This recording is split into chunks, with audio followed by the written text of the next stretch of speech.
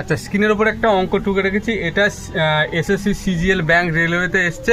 আমি একটা question paper থেকে তুলেছি, অঙ্কটা বুঝিয়ে দেবো। দেখো, খুব ইম্পর্টেন্ট অঙ্ক, কত সহজে করা যায়। দেখো বোর্ডের দিকে তাকাও।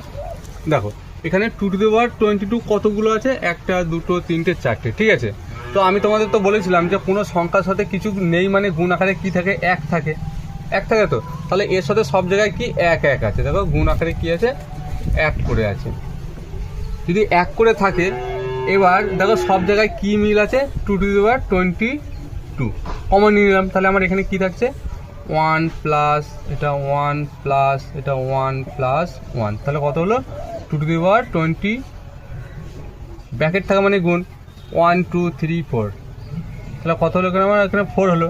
তো 4টাকে যদি আমি 2 এর ফর্মে নিতে চাই তাহলে কী লিখবো? 2^20 তো ইন্টু 2 এর স্কোয়ার।